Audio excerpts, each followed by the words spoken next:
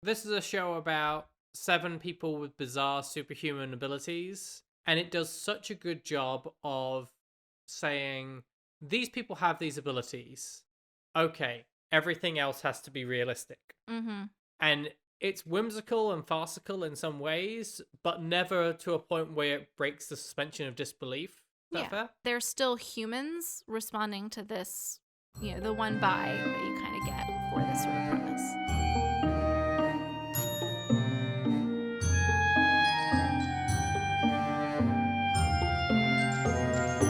Hello, and welcome to Unramblings, a podcast about stories and storytelling.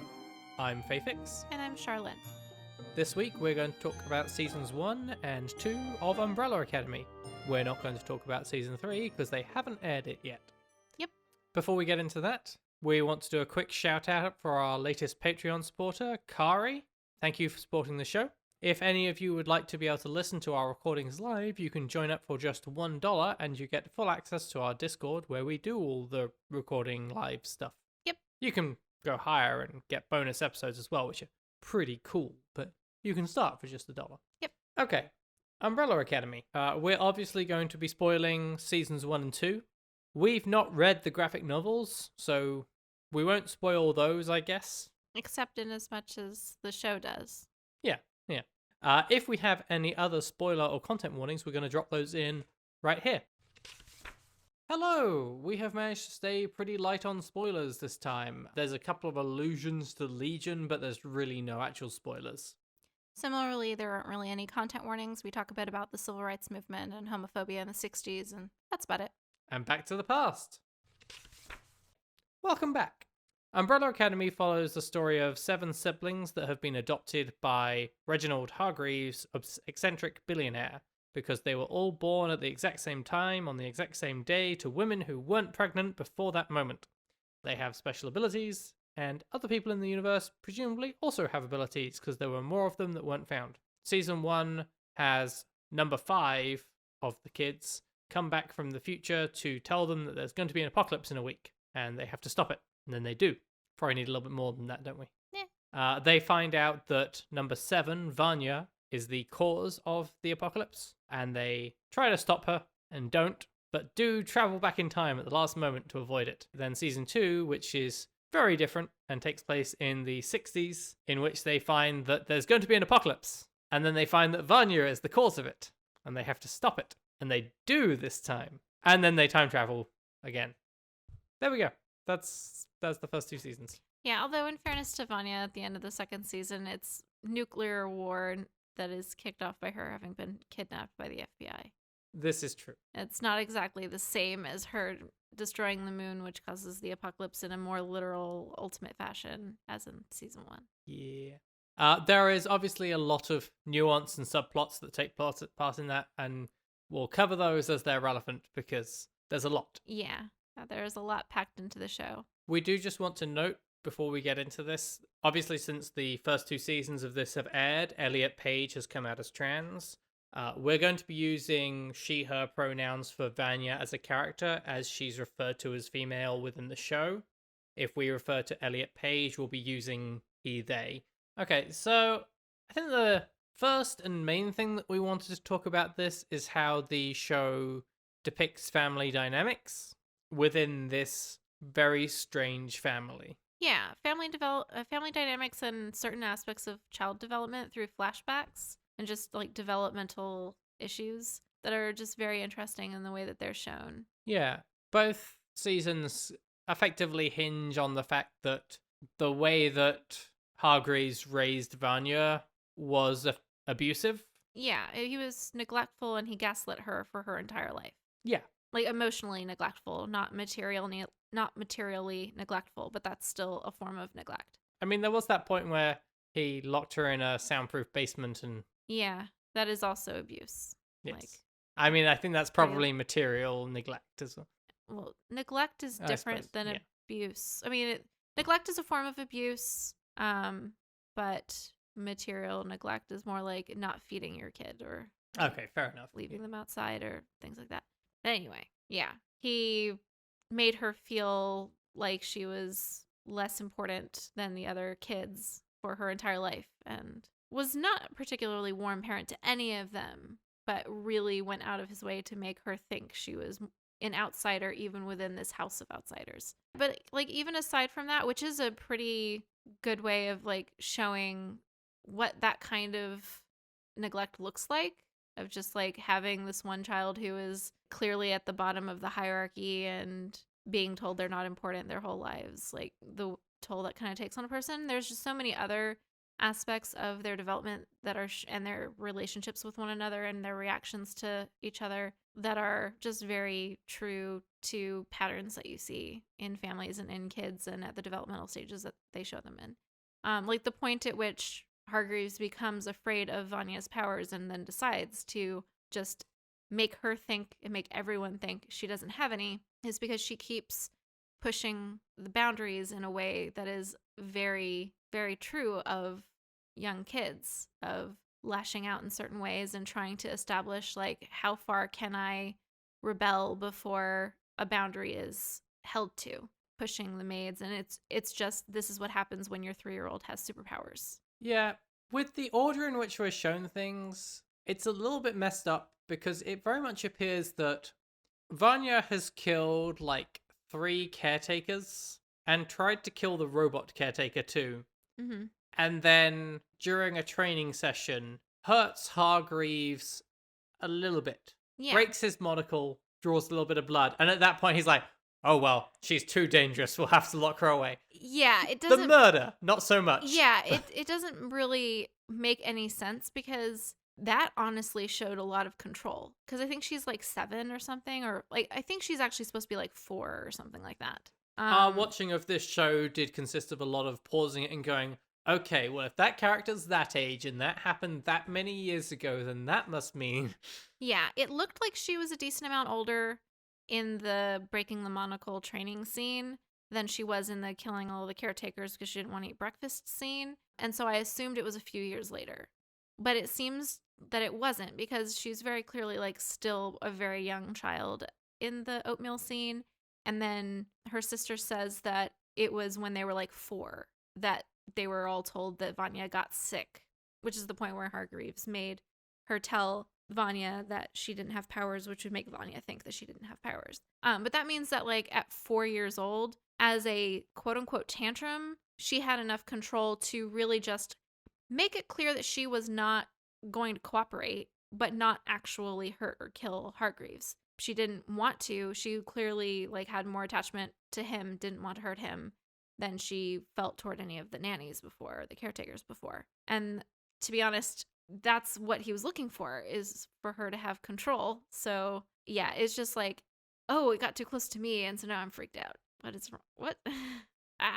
This is one of those things of like, how do you, I mean, and early childhood development stuff, I'm sure, like not up on this, like boundary setting with kids that age, I'm sure it's not something he knew how to do, but like, I don't know, it's so weird. It's like, did Luther never push him at that age? Did Diego never throw anything at him? Do you see what I mean? Like, I'm sure that kind of shit had to have happened with all the other kids. And it's just like she cracks his monocles and he's out. Yeah. I mean, it is his monocle. So. Yeah. And he barely cuts his face hood disguise. It's not even his actual face. Yeah. Because he's an alien. It's shown that his face is actually just like a weird flesh mask toward the end of the 2nd season. It's very interesting the way that all 7 of them are depicted to have had such different reactions to Hargreaves, different levels of abuse to each of them. Yeah. I mean, you talked about the hierarchical thing, and you say, did Luther never push him? Probably not, actually.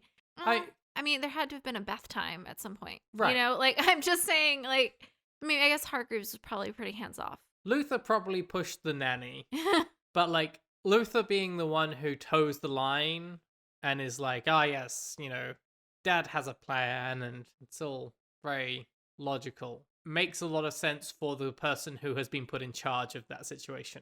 It's the, you're my number 2 by being number 1. So you kind of get that guard in charge of prisoners situation going on. You're not questioning the power structure because you're benefiting from it. Right. Which then you see Diego chafing constantly because he's in that position of having been designated number 2. And so it's like, but why can't I be number one? The same point of questioning that hierarchy, also wanting to advance within it because you're so close. Which is the thing, like, we were talking earlier about Luther isn't good at coming up with plans. No, he's not. And Diego isn't good at coming up with plans, but he's always the first one to cut down Luther when Luther comes up with a plan that isn't really a plan. Right. Yeah, Luther comes up with like one point that is a part of a larger plan, which Diego always points out, like, that's not a plan, that's a location. That's not a plan, that's like one thing we're going to do, but you haven't outlined how. But he then, as you say, like, does the same thing. He doesn't follow it through to the consequences, to the how, and then to the what then, and to the why. Like, the why hardly ever occurs to Diego. I'm going to save Kennedy because I'm the hero. Okay, but what's going to happen when you do? Because that's clearly what causes the apocalypse. Everyone else has worked out that killing Kennedy, making sure he gets assassinated, is the solution here. How have you not caught up with this? Yeah, it's because he's too blinded by wanting to progress within that hierarchy and prove himself to be the person who deserves to be on top. Allison has that, I'm just going to remove myself from this situation response. Goes off and forms her own family entirely. Yeah. Like, she's recognized that the situation is toxic and has decided that she has the power to surround herself with people who want to be around her and who are not trying to use her in the way that her father did, although she still is, because then she becomes like a famous actress, and so she probably is surrounded by people who are trying to use her to build themselves up. But she feels like she has more power in that situation because she literally has more power in those situations through her ability to make people do whatever she wants by saying that they will do whatever she wants. Yeah. It's interesting to have had her completely leave the area and have fallen out of touch with everyone. Like, she's gone on and forged her own life to the exclusion of any contact even with Luther. Yeah. Well, she's the one who's decided, okay, my family is toxic and I don't like who I am in that environment and I don't like that environment. And so I'm going to cut them out of my life and start anew somewhere else. And I know lots of people who have come from toxic family environments and have decided, well, I just am never going to talk to any of those people ever again. Yeah.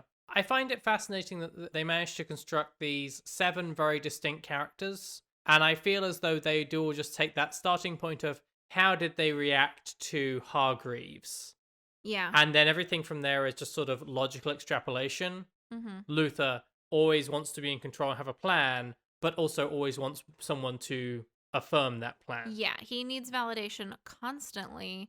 He doesn't actually trust his own ability to make a plan or lead because he never really did that. Hargreaves always did that. He was just the lieutenant. He was the person who was passing along the orders. He was never coming up with them himself. Yeah.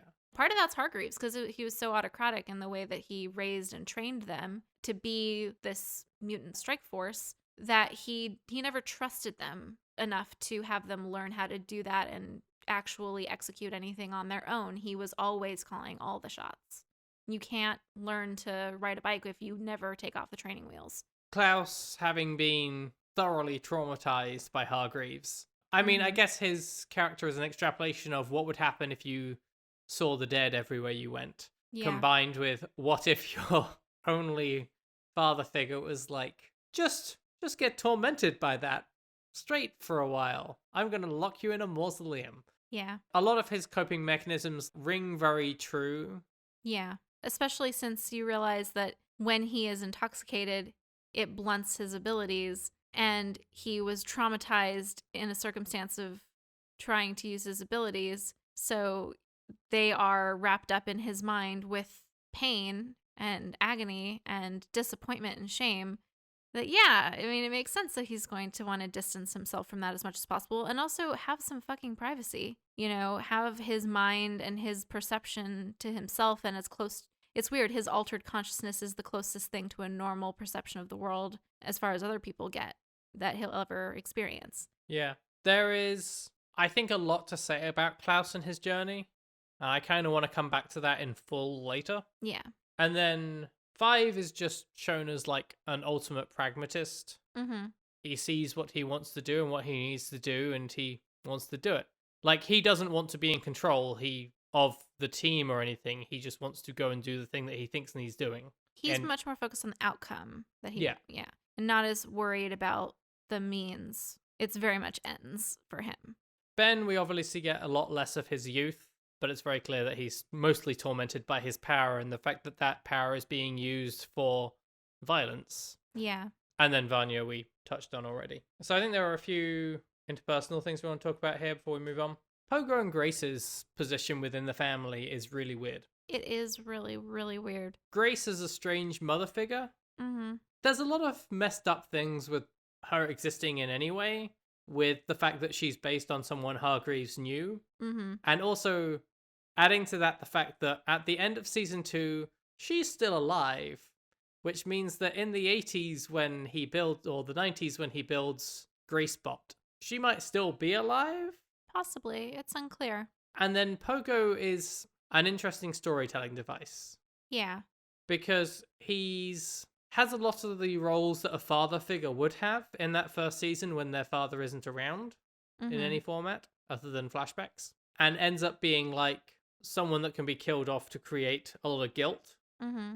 But it's very much a plot device that he's like sworn to secrecy Mm-hmm. to a point where like, yeah, but at the point at which you know the world is going to end in a week and Hargreaves is dead, you could just tell people these things. Yeah. Well, he's effectively Hargreaves' first child from a previous marriage and has loyalty that's a little different than the other kids. His loyalty is to Hargreaves more than to anyone else, even more than to the robot version of Grace, because his loyalty would be more to the original Grace, who was a nurturing influence on him when he was young, along with Hargreaves, who was much more nurturing to him in the flashbacks of us seeing him with Pogo in the 60s than he was to the children in the 80s and 90s. And so he's got a much more like affection-based attachment. And also he feels like he owes Hargreaves everything he's capable of doing, like his level of intelligence he owes to Hargreaves. And probably his lifespan is also to Hargreaves. Like, so I can understand why Pogo in a lot of ways feels like he owes Hargreaves his loyalty beyond the kids. Point being, I understand and I don't question the loyalty he has. I do agree that it is maybe carried too far once Hargreaves is dead. Yeah. There's definitely a couple of moments where he turned up and was like, ah, yes, now that you've worked that out, I'll explain the rest. It's like, yeah. you could have told them like 2 or 3 days ago, would have been fine. Yeah. The moment had really come up. Mm-hmm. I think the relationship between Vanya and Allison is an interesting little addition in there. In fact, the relationship between Vanya and Five as well. Mm-hmm. Like, Vanya has a really close relationship with 2 of her siblings. Mm-hmm. And with Allison, it feels very much just because they're the 2 girls there. Yeah, and with Five, it might also be because they're at the bottom of the hierarchy. But it's hard to be sure if that's the case. I don't know how much the hierarchy matters after 1. I think it's just that... Well, it's their ranked usefulness according to their father, so... I think the thing is that 5... Like, Diego yells about the fact that he doesn't care what his dad thinks. But all of his actions say otherwise. Right. I think 5 really doesn't care what his dad thinks. I think that for him, Hargreaves is an interesting source of information. Mm-hmm. But and a he's frustrating source of limitations. Right. So when 5 is told Vanya doesn't have any powers, she's not special, you don't need to worry about her, he's like, no, I think there's a purpose here. And like, I think they're the 2 most intellectual of the group. Vanya and 5? Yeah.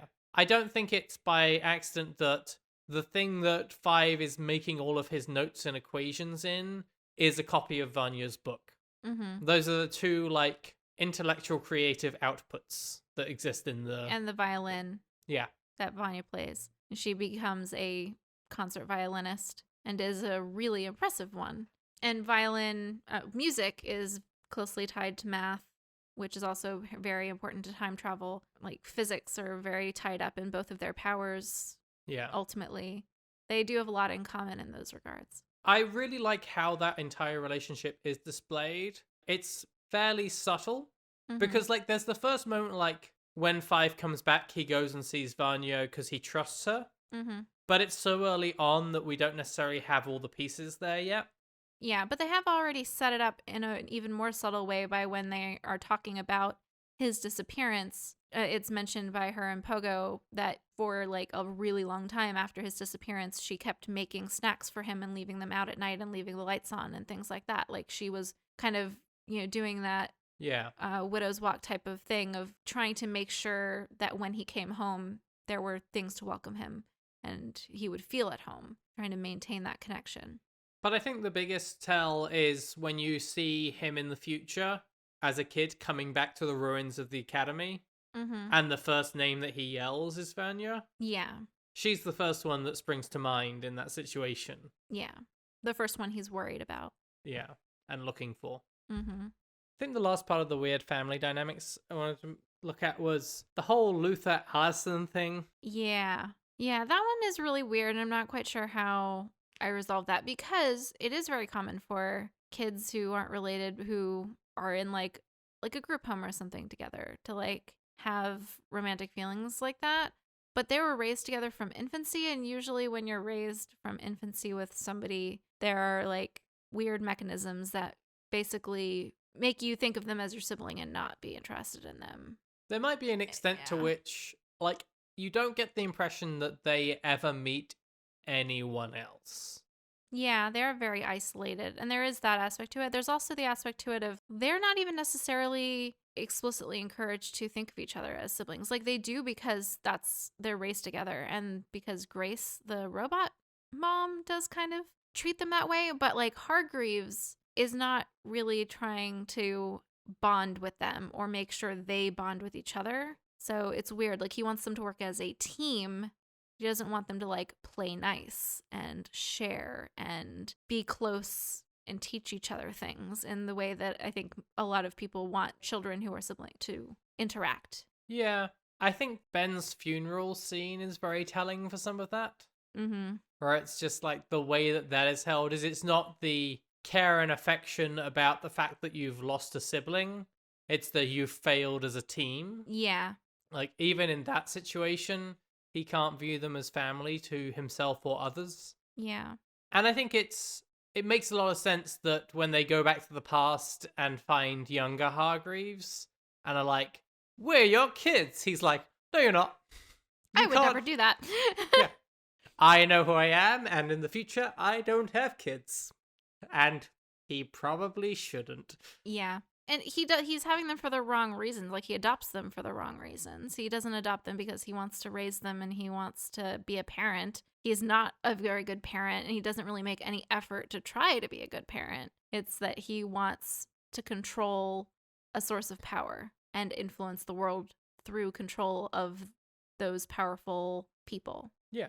I do appreciate how that's carried forward, the Allison Luther thing. Like, it comes up perennially. Everyone's sort of aware of it. And nothing ever comes of it because it's such a strong taboo. But it is always sort of like the awkward, cringy factor in any room they're both in, or whenever one of them comes up around the other. There's a nod to it later on from one of the siblings. It's like, "Oh yeah, you two," and they're like, "What? What are you talking about?" I can't remember who brings it up in what context. Yeah, and it's just very clear that everyone picked up on that kind of stuff, because how would you not if you're living in the same house for literally your entire childhoods? It's the, Luther's snuck out again. Mm. So's Allison. Yeah. Well, not at all. Yeah, well, like, even when Hargreaves like catches them hanging out outside recreational time, his complaint is not, you guys are siblings and being raised together and like you shouldn't be being romantic, which they weren't even. They were just kind of hanging out as far as like anything that he actually observed or anything. But it's not that he is concerned about potential romantic entanglements between the two of them. It's that it's outside recreational time, and like you need to stick to this very structured schedule of responsibilities that I've laid out for you that includes lots of time for you to train and fight crime. You've got that half an hour on a Saturday. Right, exactly. It's like extremely limited amount of free time. So we have a question that we wrote to ourselves here, and I'm not sure what we're going to do with it. I have written here what it means to be a good mother, father, child. I think that was like generational and like different time period and different context ideas that might influence that, because we do see that Hargreaves was around and like had a life in an earlier time period. And so his idea of what it means to do one's duty as a father is likely very different from what we're expecting as the audience, or like the standard we would set. And so we're like over here being like, oh, he's so cold and unfeeling and unconnected to any sort of realistic idea of childhood development and needs and emotional needs. And he might be over there thinking in this 1800s mindset of like, well, I'm making sure they have shelter and clothing and an education and those are the things that kids need. And then I don't need to do anything else. I don't need to talk to them. I'm making sure they're reading the classics. Like I have someone to watch them. I've got a woman to watch over them. Like I've done my part. I made a woman to watch over them. Yes, I couldn't find a wife because no one would have me, but I hired someone. Okay, that didn't work, so I made someone. Yeah, part of it could come down to these different cultural expectations of what it means to be a good father. I don't think that's all it is. It also might come down to the fact he is a literal alien, and the fact that he's a literal alien might come with completely different contexts for what it means to be a good parent of offspring or of any sort of younger creatures in your care. Yeah. I suspect that season 3 is going to see him start off as a villain and then be, I was going to say humanized, and that's not quite the right word in this context, but like, I think there's going to be some explanation given for why he was raising them the way that he was, and we'll get a lot more backstory on that. Maybe. And probably a lot more exploration of some of the other kids born that day.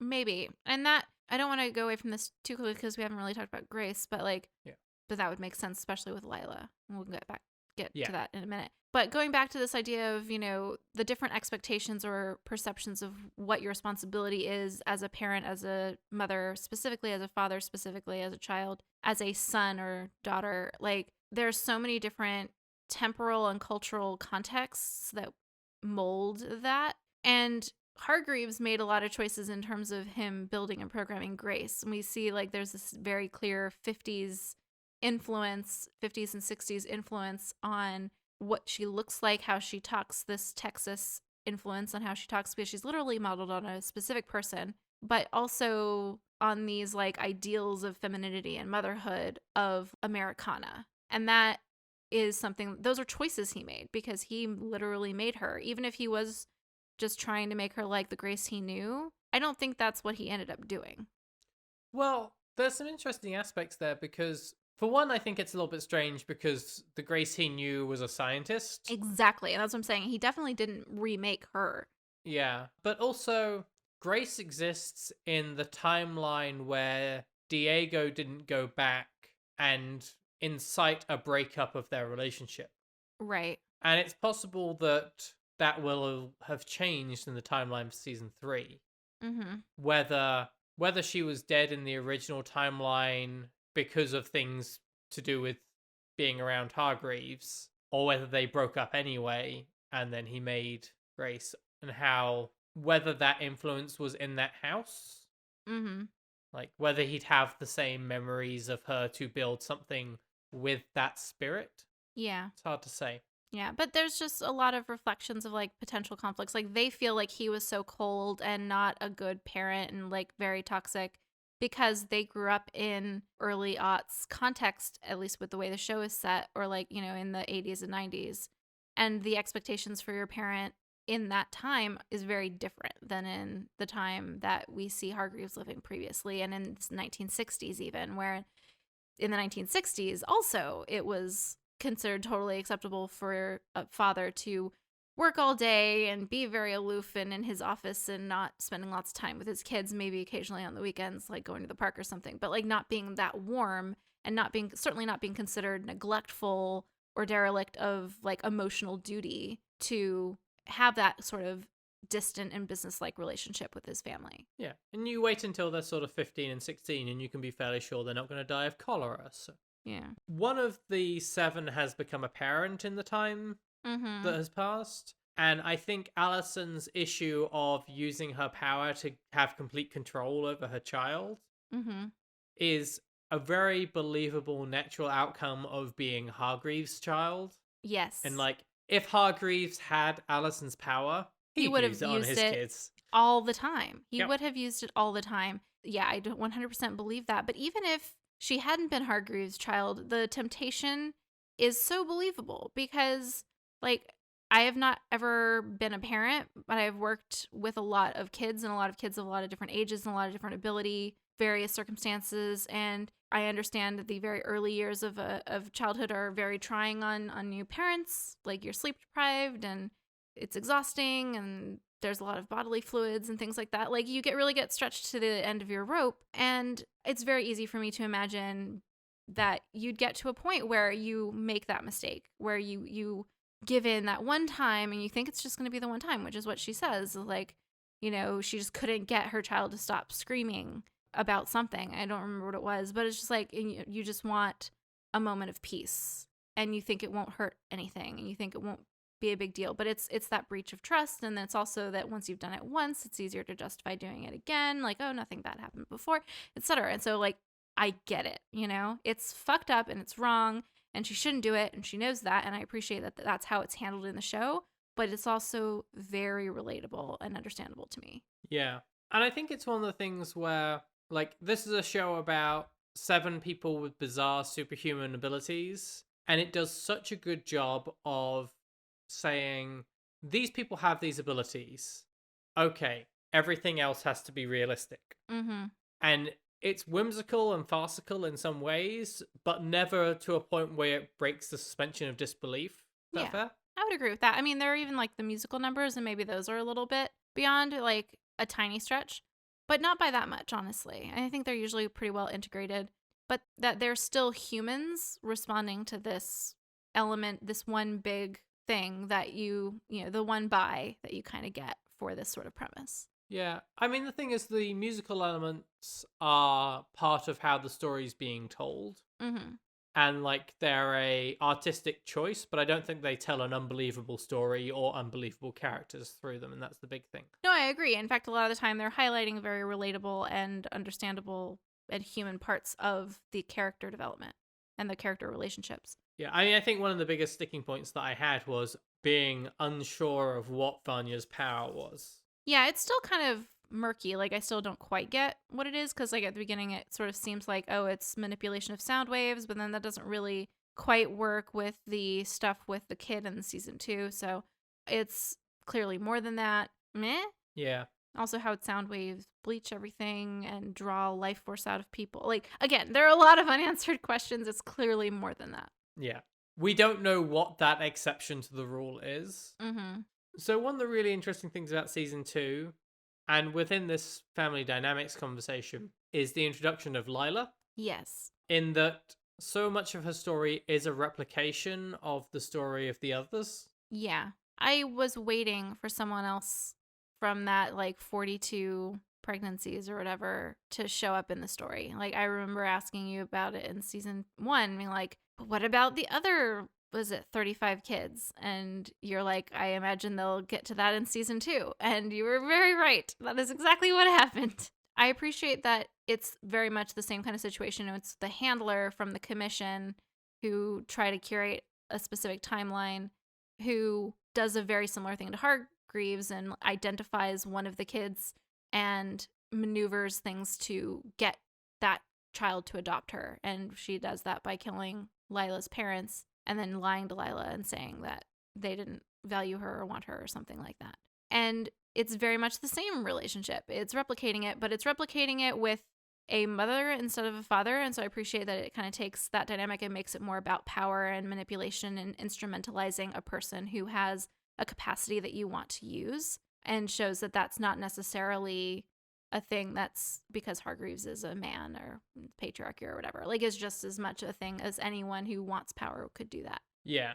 And you really see how much it really is about her instrumentalizing Lila and not really caring about her, because she then turns around and tries to do the exact same thing to Harlan and is very much willing to throw Lila under the bus and, like, let her get killed or whatever and take him away, and it would just be the two of them, I think she says at one point. So, like, it's clearly not through an abundance of affection, even though she literally raised Lila, and you'd think she'd have some connection to her by that point. Apparently not. The handler is very clearly a sociopath, though. Yes, she is very clearly a sociopath. More so, I think, than Hargreaves is depicted because of the scenes with Pogo and Grace. I think it is shown that he does have some fondness for people. He's just very bad at showing it and communicating it. But with the handler, there is very much nothing there. Like, she seems nice, but she is ice cold all the way through. She will do whatever is necessary. There's a reason that all of her, like, fancy garb is ornated with spiders. Mm-hmm. Yeah. She loves only power. What happens to Lila at the end of season 2? Because the handler is killed, right? By the Swede. I think she grabs a briefcase. Lila grabs the and briefcase, bamfs, so we don't know what happened to her. Bamfs. I love that that's a verb. Do you think the handler's gone? She gets killed, but there's time travel in this. So all bets are off. I don't know. Also, Kate Walsh is great as the handler, and I could see them wanting to continue to have her as part of the series, or maybe with flashbacks with Lila. Like, I could see her continuing to be involved in one form or another, even though she's ostensibly killed at the end of season 2. I mean, she's ostensibly killed at the end of season 1 as well. Yeah, but it More was so. it was more ambiguous. I very much wasn't surprised that she came back after the first attempted death. And yeah, the second one, I think they are trying to make it clear that no, she really is dead this time. But again, I don't know if that means gone. Yeah. I mean, Ben is dead too.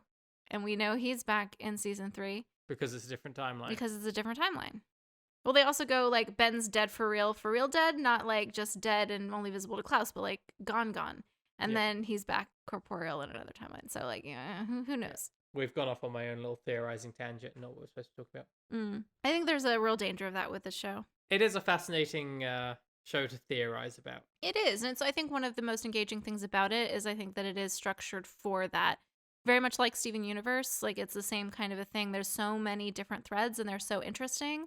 And they all have such, like, a rich array of possible implications that, you know, your mind sort of fiddles with them a lot. Yeah, I think we were about halfway through season 2 before I realized how well it was doing it, which I think is a sign of how well it was doing it. But it does such a good job of telling multiple stories of multiple characters in different threads alongside each other without it becoming, oh, this episode's about Luther, or, no, we haven't had anything about Diego in a while. Yeah. The way that different characters will come together and team up for a little bit here and there is very just natural and organic, or at least it appears so. I'm sure it takes a lot of work to get it that way. It's very elegant. Yeah, so I did really love that about it.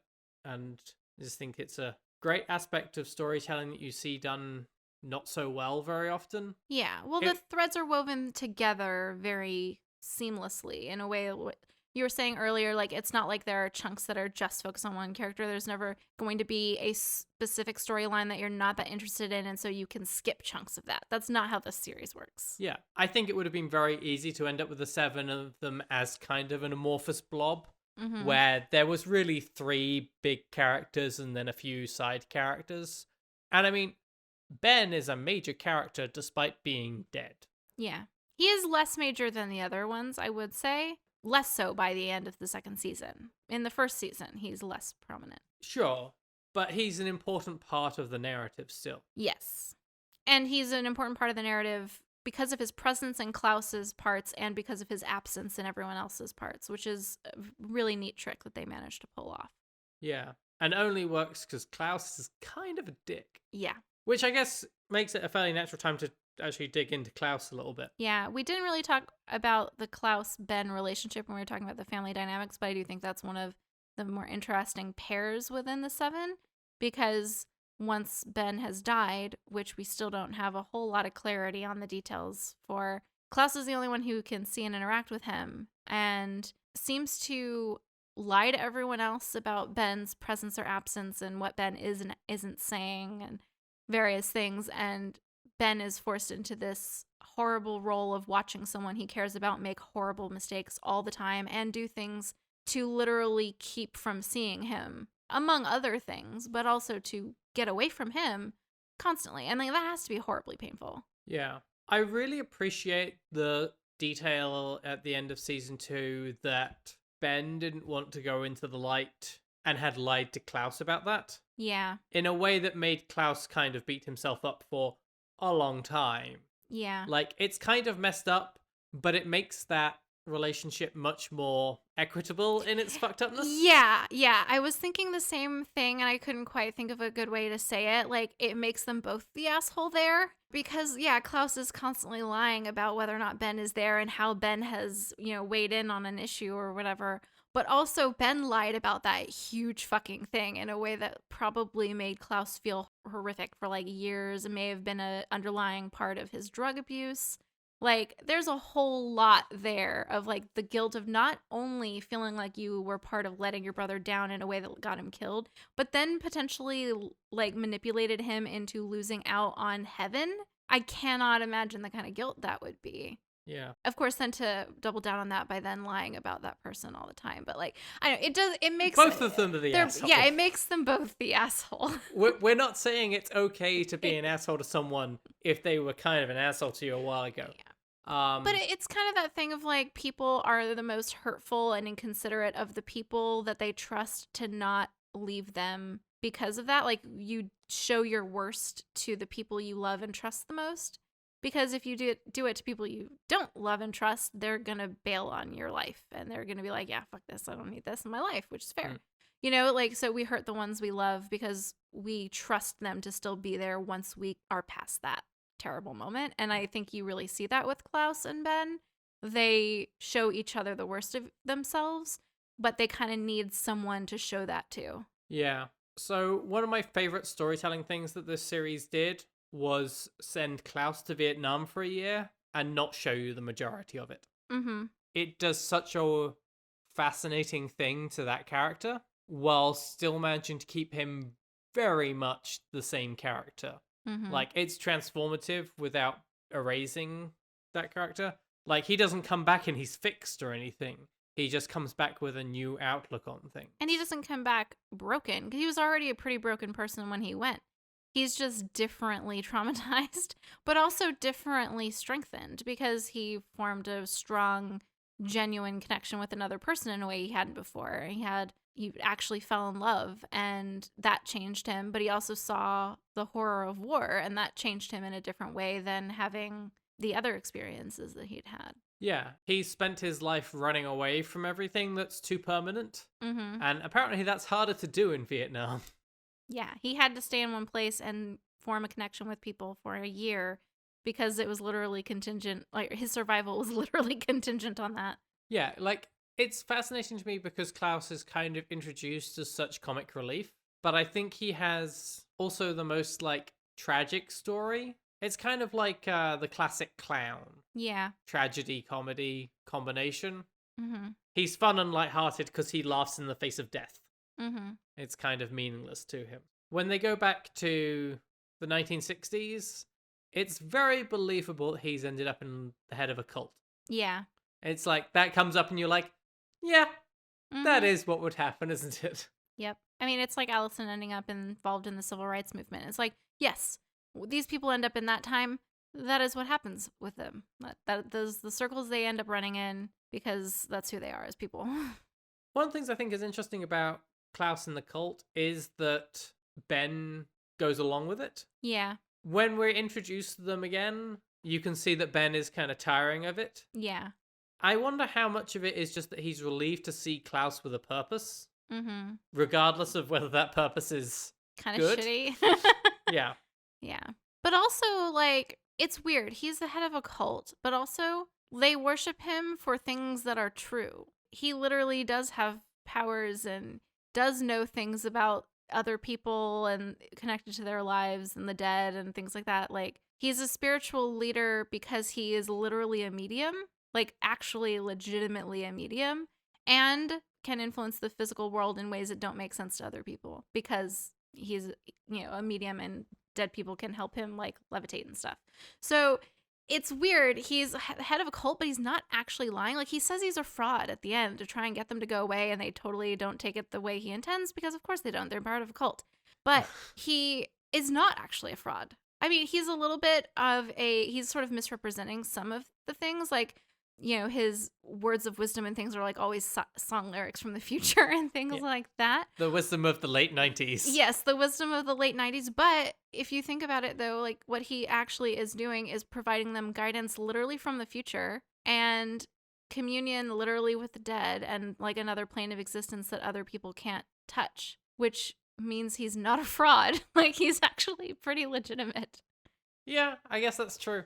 He's just sort of extorting them for, well, not extorting, but he's manipulating them into like free love and things like that, which they all probably wanted to do anyway, because this hippie culture in the 60s was part of the thing anyway. So Yeah. he thinks he's a fraud, but I don't know. I don't think he's actually as much of one as he thinks he is. Yeah. So we hinted at a little bit with the natural choices for Klaus and Allison. Mm-hmm. Like, I think the structure of the seasons in this is fascinating in that season 2 is a complete paradigm shift from the first one.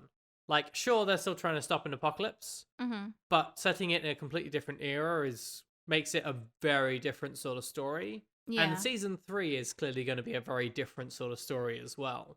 Yeah. Which I guess might come a little bit from, I don't know how closely it follows the comics, but it might be something to do with it being a format of the going from volume to volume of that being more inclined to have those paradigm shifts. Yeah. And I think that the changes were well chosen, and like the era is very well chosen because all of the paths for each of the 7 is very clear. Like, each of their presence highlights something else about the time. So with Diego, even, who I think probably has the least impact on the time, it at least reminds you of like the Cuban Missile Crisis being a thing, and the fact that there was more suspicion on like Hispanic Americans and people who might be of Cuban descent, because at one point he's identified that way. Like, he's identified that way several times. Yeah. And he's like, the fuck? Yeah, and it's just because like that's the perspective of the time, and so it kind of puts this different lens on parts of the 60s that you might not necessarily think about in the same thought as the civil rights movement, the 1960s cults, like the Branch Davidians and all the other like cults that were going on during that period of time. So we think about all of those things as being in the 60s, but I don't think we always think of them as happening concurrently in the way that this shows that they do, and the way that each of those people's perspective kind of highlights all at the same time. Yeah. So let's run through it quickly. Luther ends up being a strongman bodyguard fighter. Makes a lot of sense. Not the most inventive thing going on there. But it ties us into the mob. It ties us into also the JFK assassination, Right. in that he ends up working for Jack Ruby, who shot Lee Harvey Oswald. Mm-hmm. It makes a lot of sense that that is the role that he would fit into if he'd been there for a year and needed to find a job, and he's walking down the street looking like that. Someone's going to go, you want to take part in a fight? Yeah. Or even just I'll like... put money on you. Or even just like, you want to bounce people out of this club for a while, you know, intimidate people into not causing trouble because you're huge.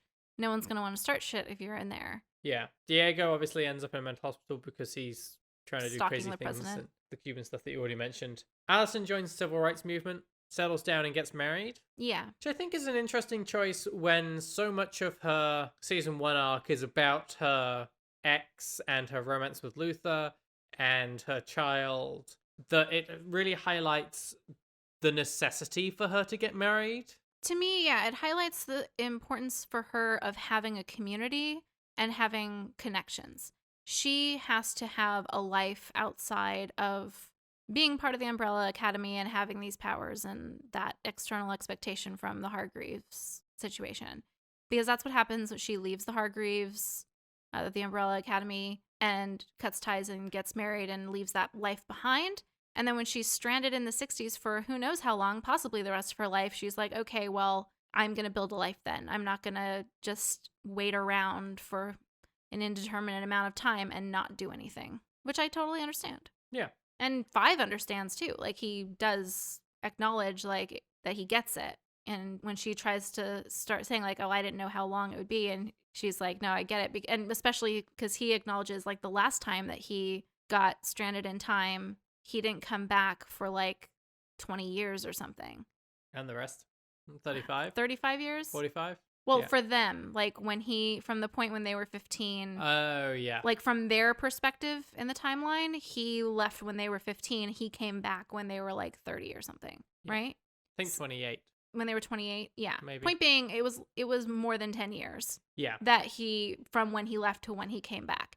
And so having that perspective, he gets it, and that's clearly part of the logic in her mind is, well, Five fucked up the time travel thing again. The last time he did that, we didn't see him for more than 10 years. I'm not going to just wait around and not have a life for 10 years. It's been a week, so who knows? Yeah. And I like the way that relationship is built up, and that like it shows that she has built her community there in a lot of ways. The relationship with her husband and the other people that she met through working at the hair salon. Yeah. Yeah. And I appreciate, and we'll get into this with another thing as well, just like the bringing that depiction of the violent reaction to the civil rights movement to the forefront in a mainstream way. Yes, I think a lot of people have lost touch with that. It's something that I revisited fairly recently. There's an excellent graphic novel about the lunch counter sit-ins that does get into some of that I actually read for a class as part of my MSW program. It's not March, is it? The one that's by John Lewis? Yes. Yeah, it's March parts 1, 2, and 3. Right, yes.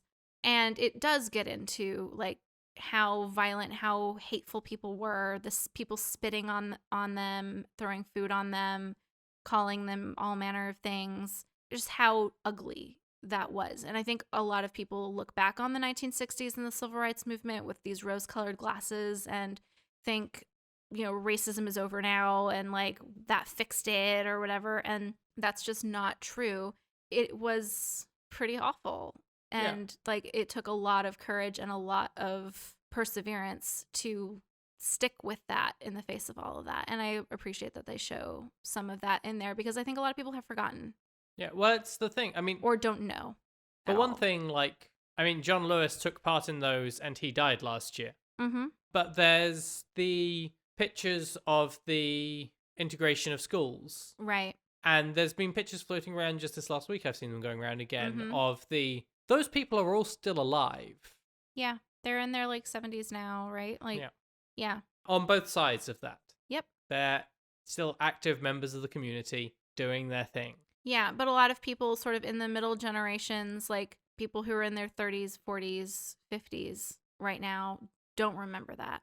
And they think those times are past or something now. Or some people, I think. I think some people do have like a romanticized view of it and don't realize how bad it was, what a momentous thing it was, how bad, you know, segregation and Jim Crow laws were, like don't understand the ongoing legacy of racism and racist policies now. And it's a real problem. And I appreciate that the Umbrella Academy highlights it in that small way through setting this in the 1960s and having one of the characters be a mixed race woman in the civil rights movement.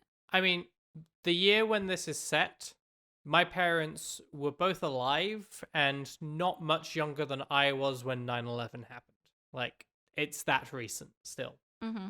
We touched on Klaus and Ben's actions and how that fits in with this. I guess Five's story is defined by the fact that half of him is trying to assassinate JFK. His is much more pragmatic around the situations that come up because of the show, so he's a little bit of an oddball for this. Which leaves Vanya, for which I'm really glad that they gave her an LGBT storyline.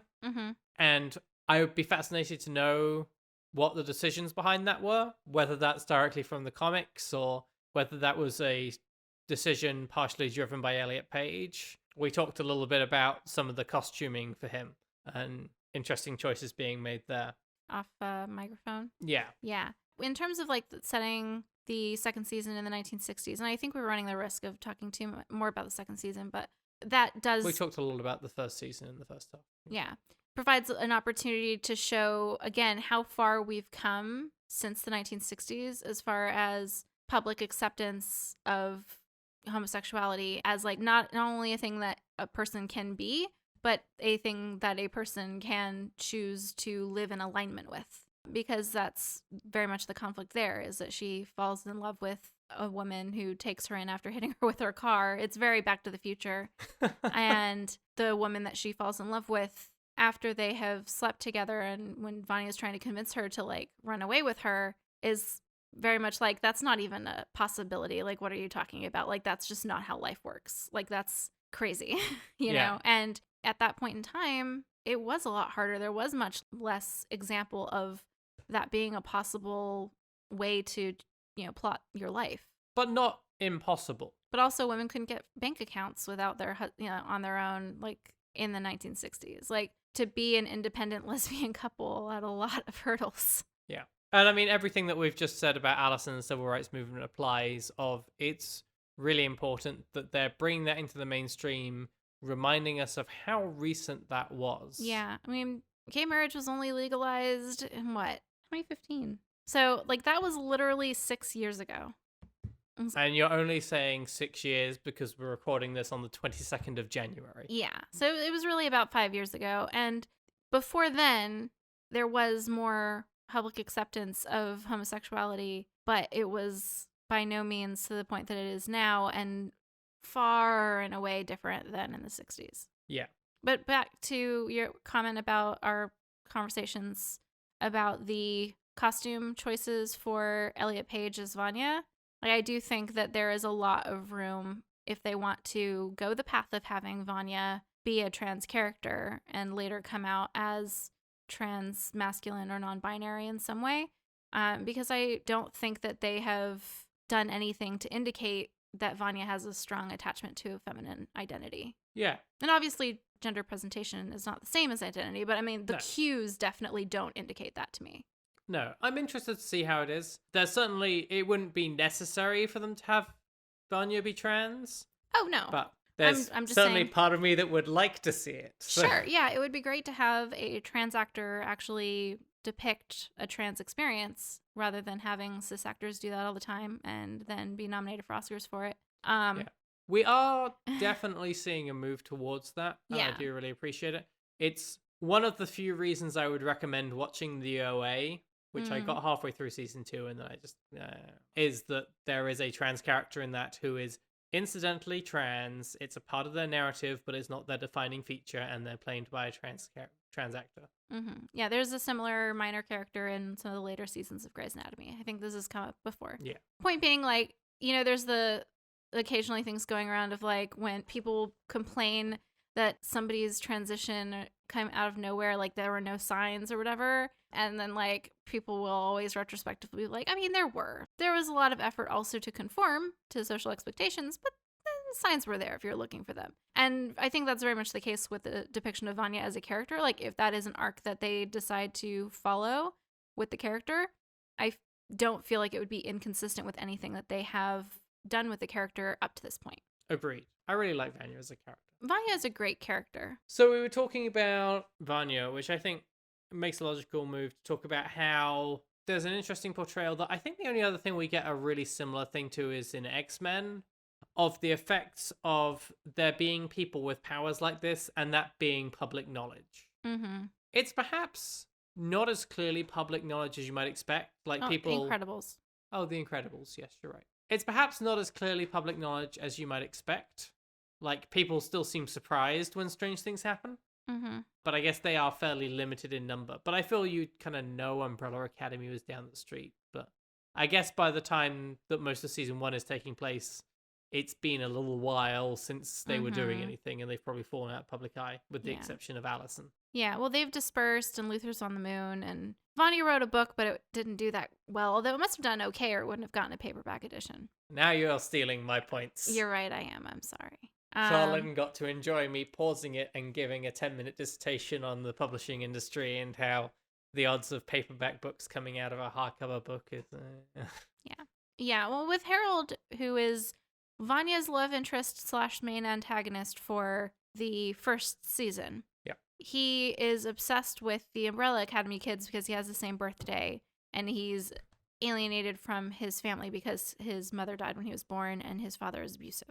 And then he murdered his father. So he doesn't have powers, but a part of him kind of expects to discover he has them when he's a child because he wants a way out of that horrible situation before he's killed his father. And he's rejected by the Umbrella Academy, by Hargreaves in particular, when he tries to join them. In a really dickish way. In a really, really shitty way. That's very similar to like the Syndrome thing in the Incredibles, where like Syndrome wants to be included in the superhero stuff, wants to help Mr. Incredible, and he shuts him down and is like, go home, I work alone, and all that stuff. And there's this implication that Syndrome or Buddy can't help because he doesn't have powers and he's not a superhero. And that's very much the same sort of situation that happens with Harold, where he then turns that adoration and obsession that he had over the like magically gestated Umbrella Academy kids into like a hatred and a need for vengeance and to tear them down the way that they made him feel torn down. And so you end up with him then also like strongly identifying with Vanya, who is the other person he feels has had the same kind of experience where Hargreaves has rejected her and shut her down and made her feel left out, and preys upon those feelings of vulnerability and neglect and outsiderness to push her away from the rest of the family, or get her to push the rest of the family away and feel closer to him, and trying to get to her this sense that abusers often do of like, I'm the one who you can rely on, who makes you feel special and that you can count on. Yeah. I really love the portrayal of that, and I really hate the portrayal of that because it's such like textbook abusive relationship. Yeah. And it's just like, this is done very well, and I hate it. Yeah, the way that he hides things from her, the way he manipulates her, and the way he convinces her to not listen to her family and to cut them off and turn her against them and turn them against her, more turning her against them, trying to turn Vanya against Allison, who's the only family member who is close to her and is legitimately concerned for her well-being, but is also a threat to Harold because she's suspicious of him, is very, very well done. Yeah. I think one of the nice touches of how they respond to their upbringing, which is possibly one of the few things that did drag me out of the narrative at points, is that they have this life above mission attitude at times, where like 5 turns up and is like, especially in season 2, is like, there's an apocalypse in a week, the world's gonna end, and they're like, yeah, that happens, there's more important things, I'm gonna go see my girlfriend. Yeah, I mean, and you're being a little bit, I don't know, you're blowing that. Reductive? Yeah, well, you're blowing it a little out of proportion. You're being a little dramatic there, but like, I mean, kind of.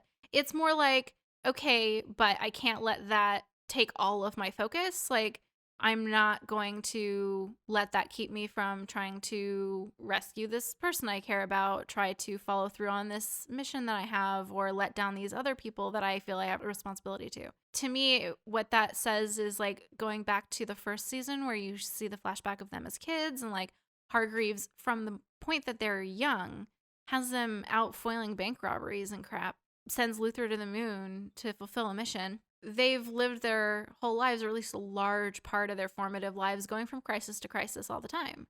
And if you are having to deal with one crisis after another, you are going to have to figure out what's important to you and how to maintain your life through those. And there's an extent to which part of that includes sometimes taking moments out of the crisis to ensure that you will have a life to go back to after it. I think a lot of people who live in or who work in like disaster-oriented and crisis-oriented jobs probably can relate to that a lot. People who come in like after a disaster or work in emergency rooms or firefighters and things like that. Like, there is always going to be another call. There is always going to be another disaster that has to be managed.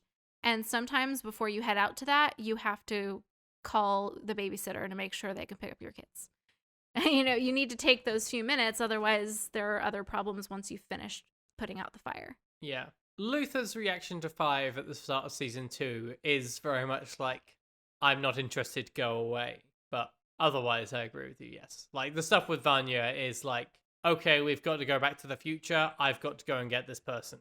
That is fair. With Luther, though, I think part of that is a crisis of faith in himself to be able to handle the crisis. Like, he failed at averting the last apocalypse, and in fact, in a large part, he caused the last apocalypse. He provoked it. And so I think he's decided that he is not the person who should do that because clearly he fucks it up. Yeah. It's like, it's not my problem. Let someone else handle it. Someone who doesn't have a track record of botching it. And that's fair.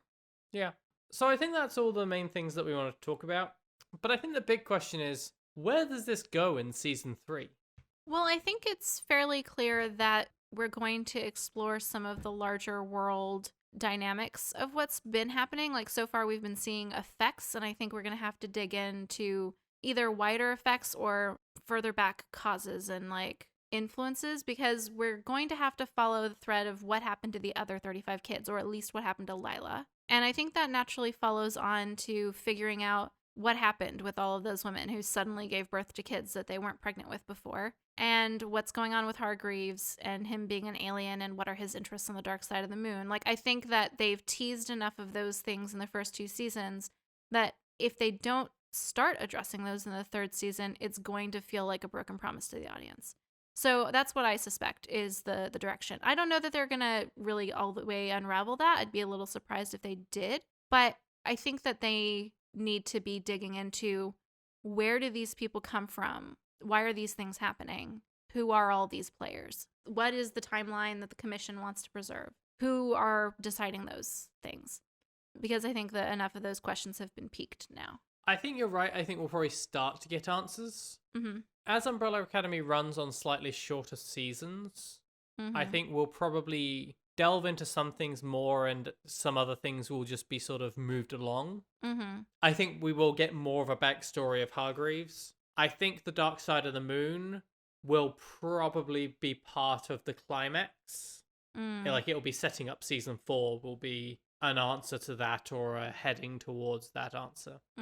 The commission, I'm really interested to see what they do with, because whether they've killed the handler off entirely or not, it's in a sort of state of being rebuilt. Yeah, it's under new management. Right. And I think that would be very interesting if they haven't killed the handler off, especially if it's a younger version of the handler who returns back up. Like from a different timeline or something? Yeah, or just like they go and find her from an earlier timeline or something.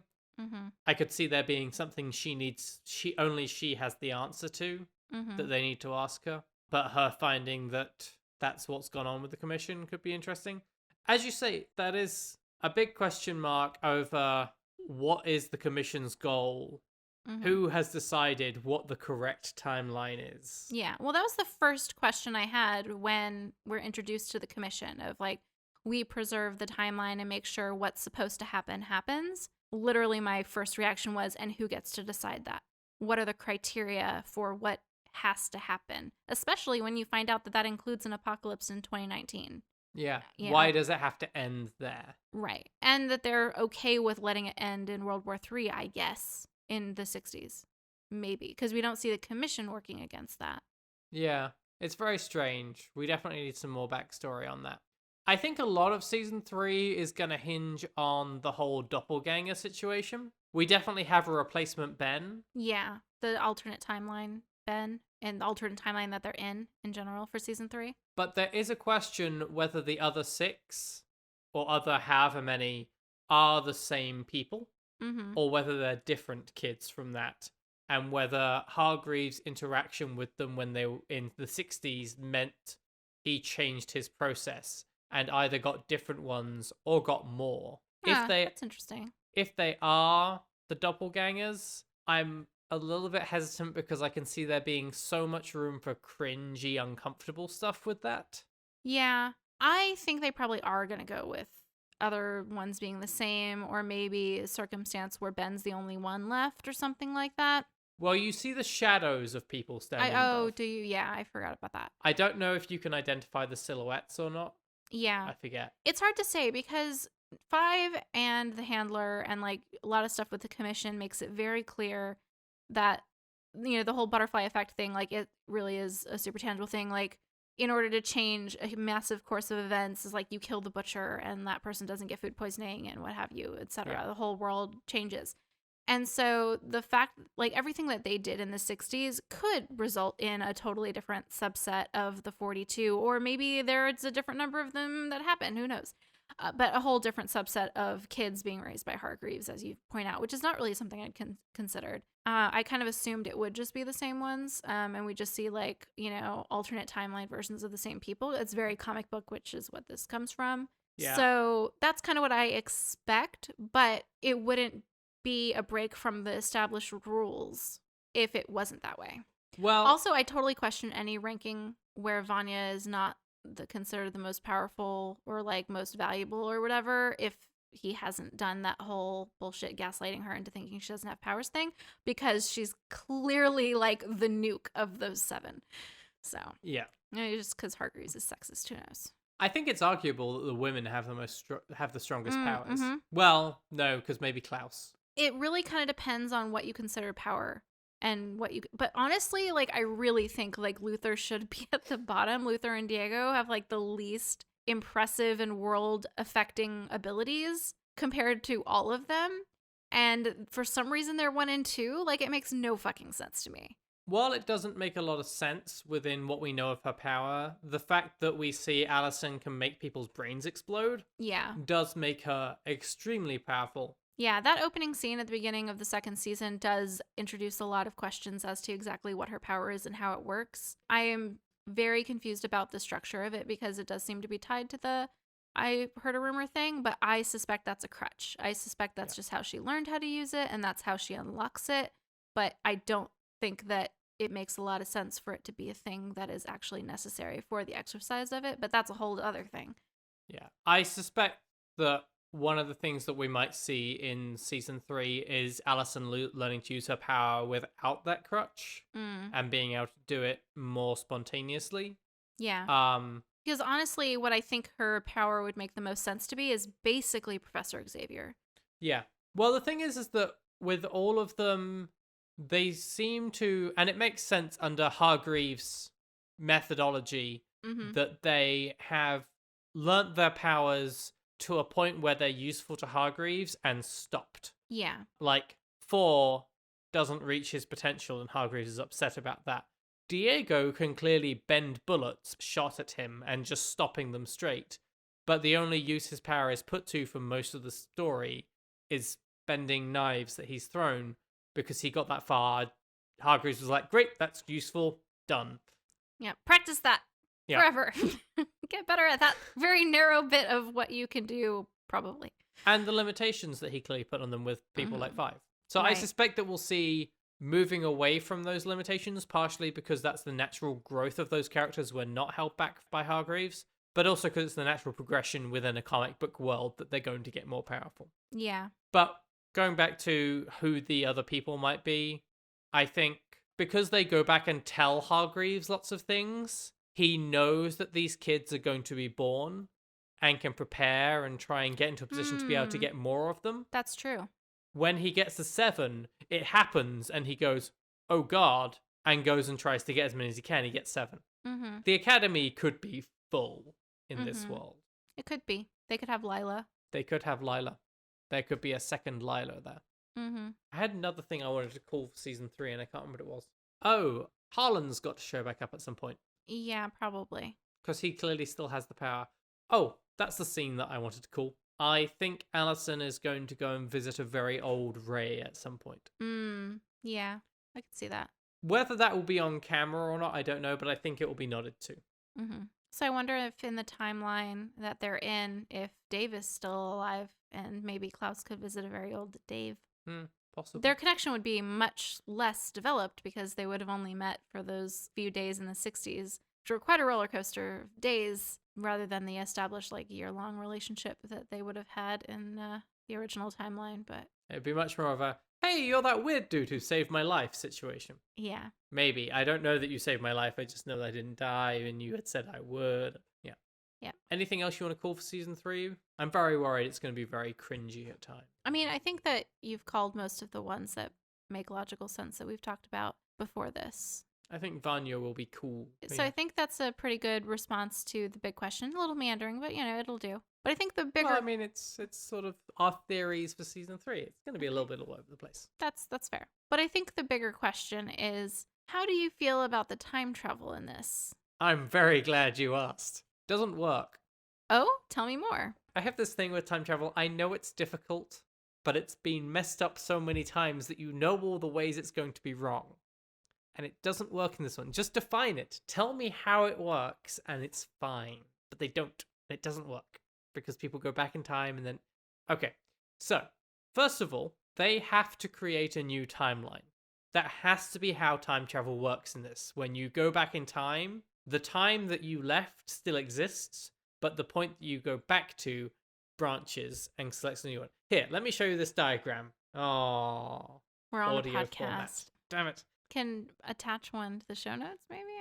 Does that work? I'm not sure if it does. When they leave 2019 to go back to 1963, they have to create a new timeline at that point that would lead, at first, to the destruction of the planet in nuclear war. When they prevent that, it creates a new 2019.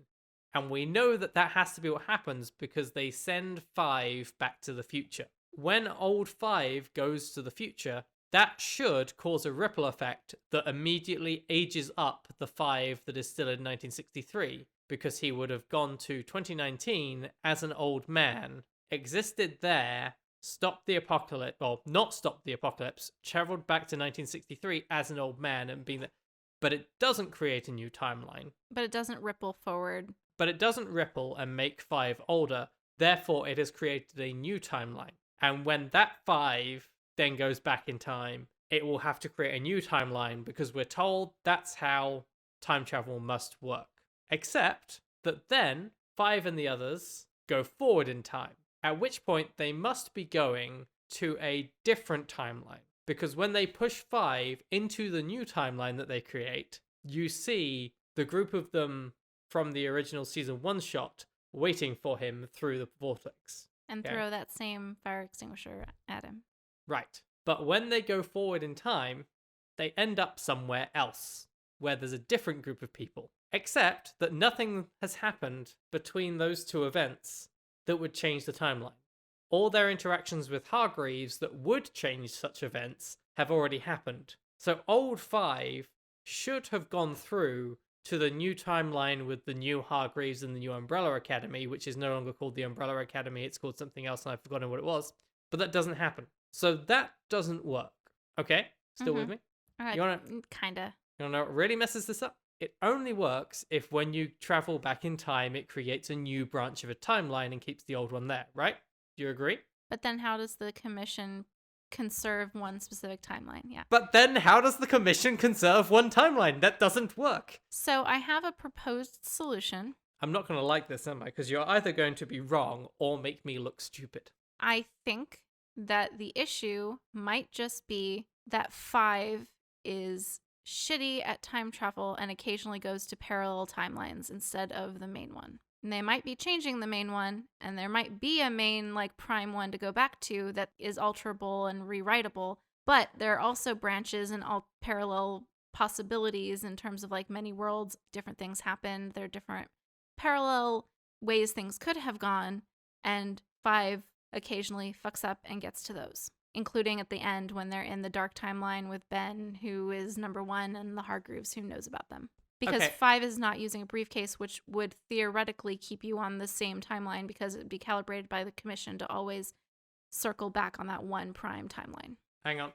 Okay, so what you're saying is that when 5 travels back in time to the 60s, he hops into another timeline. When he pushes old 5 back through, it pushes him back to that original timeline. But then at the end of the series, when they jump back forwards, they're taking it via briefcase. So they stay within that timeline, which is why they arrive at a different Hargreaves. Yeah. I think the briefcases might keep you along the timeline you're on, like forward and back on the timeline you're on. But 5 doesn't necessarily have as fine of control or calculations or whatever, and is sometimes off by something and ends up in a parallel timeline that's close, but exists if something else happened a little differently. Which would explain the fact that the commission in the second timeline was okay with nuclear war in the 60s. But then that doesn't explain 5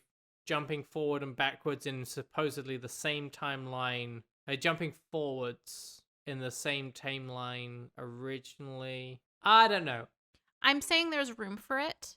There's room for that being an explanation, I think. I'll have to consult my diagram. So I'm thinking about it kind of like, okay, if the timeline was a Word document, like on Google Drive, right? Or really more like a Word document that's being shared and like a large team of people are editing it at the same time. And you're supposed to download it all from a central location. But sometimes someone has downloaded it to their personal computer and they've gone and made edits and then they've uploaded it somewhere else and has a slightly different file name. And like, if you're trying to remember like how to type that, URL to get to that very specific one, like by memory. You might fuck it up. You know what I mean? And 5 is like trying to put in the whole thing like based on what he thinks the destination is, but sometimes maybe he's navigating to one that like Mabel uploaded from her own computer after making like a slight change last week, and it's not up to date with the other stuff that the rest of the team has done on like the prime copy that everyone else is referring to. I get what you're saying. I don't think you made that any clearer with that analogy. I think it could work because what you I think a lot of people who have had to go to remote work in the past year are going to know exactly what I'm talking about. So effectively that would mean that there was only one jump to a different timeline and then they kicked old 5 back to the other timeline. Yeah, I think it fixes the problem, but they need to explain it in the show. Sure. Like, there isn't a clear enough explanation, and so it is very confusing.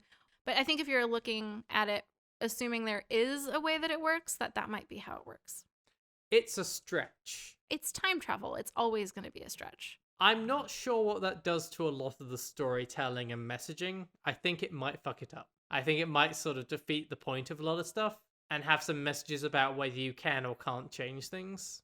Oh, well, clearly you can, because that main timeline is editable. That's the whole point. The commission's editing it constantly. It's just that sometimes if you're not doing it right, you end up editing the wrong document. Yeah. Okay. And then you've done a load of work, and then you realize that, oh, damn it. None of it counts. We'll revisit this point in our season 3 episode. Time travel could be so simple. It never is. Do you have any fun facts? So one fun fact is like a random thing that I do know about from the comics, even though I haven't read the comics, is that apparently Vanya has the name the White Violin in the comics, which is pretty cool and pretty appropriate, which they kind of nod to with like the bleaching of her concert outfit and her violin in the first season when she's destroying the world, like right before she destroys the moon, which is really cool. Yeah. I want to see her pick a violin up again in season 3. That's what I missed from season 2. Mm-hmm. I do like the nod to that in the second season when they're trying to help her remember things and remember who she is, and one of the things that she remembers is playing the violin. And it's a nod to the fact that episodic and procedural memory are different, and the fact that even when you can't remember specific things about your life and particular memories, you'll still have the abilities that you learned. You still remember how to do a thing. You might not know how to play the violin, but if you learned how, you still can. Super fascinating. There are a bunch of studies about this that determined, like, if you have a person who isn't unable to form new memories, basically take piano lessons. Every time they'll be like, oh, well, I don't know how to do this. They will get better, and they will be more and more surprised about how good they are over time because they don't remember ever having learned previously. Yeah. It's pretty fascinating stuff. Our brains are so weird. It's fascinating, sad, and a great prank to play on someone. I mean, it's not so much a prank. It is people trying to figure out how the brain works. Could you imagine, like, not ever remembering learning how to play an instrument or do some other, like, demanding skill, and, like, someone puts it in your hands and, like, you just know how to do it? Like, that would be so weird and so crazy and awesome. Yeah, I mean, aside from all the facts of, like, why that would happen. Well, yeah, no. There's a whole lot of other reasons that not being able to have traumatic brain injury is bad. Yeah. Yes, sure. Yes, exactly. That it would be, you wouldn't be able to do a lot of other functional things in terms of, having a lot of control over your life. But yes, there are a lot of other reasons that situation would be bad. But at least like that particular experience just sounds so fascinating. Yeah.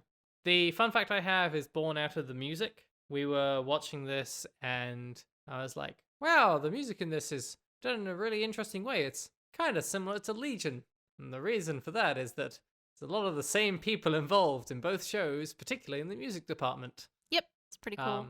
So if you watch this and you were like, wow, I love the way music is used in this, go and watch Legion, because it's the same, but more so, and then listen to our episode on it. Yep. Oh, I mean, just in case anyone isn't aware of it already, the comics originally were written by Gerard Way, who is the lead singer for My Chemical Romance. Oh, see, that's a fun fact. I think most people know that at this point. See, you've mentioned it to me before, and so I technically did know that at some point, but I always forget, like, every single time. Like, maybe the next day I will have forgotten. Like, every time you say it, I remember you told me before, but it just does not stick in my brain. It's weird that way. Have I told you about Manchester's worst advertising campaign? Oh, yes, you have, but it's very funny, so tell the podcast. Particularly in the UK, and I think some people here have said My Chemical Romance, big emo band, is known as MCR, and Manchester did a huge advertising campaign of sort of the same style as the I Heart NY for New York stuff with the white and the black letters and the heart, but it was I Heart MCR. And it was every window and every bus all across Manchester, and it looked like it had been decorated by a teen scene girl. This is so funny. Like, I just imagine people like leaving Manchester Airport and just being like, "Wow, British people are really into My Chemical Romance. Damn, I didn't know they were so big over here." And on that note, it's just like, where are the arm warmers? Oh, they were there. It is kind of cold in Manchester. Okay, we will leave it there. If you are listening to this and haven't yet checked us out on social media and such, please do. If you enjoy the show, you can support us on Patreon for as little as $1. You get access to all sorts of fun things, like all the things we didn't put in this episode, live recordings where you can chime in on Discord, and the ability to just yell at us whenever you want to about things we should do and things we've done wrong. It's great fun. Don't forget to check out our YouTube channel where you can find all of our podcasts in a more shareable form. You can also find the videos we make where you can actually see us on the screen and we talk directly to you. It's very fun. Thanks for listening to Unramblings. We hope that you'll join us next time.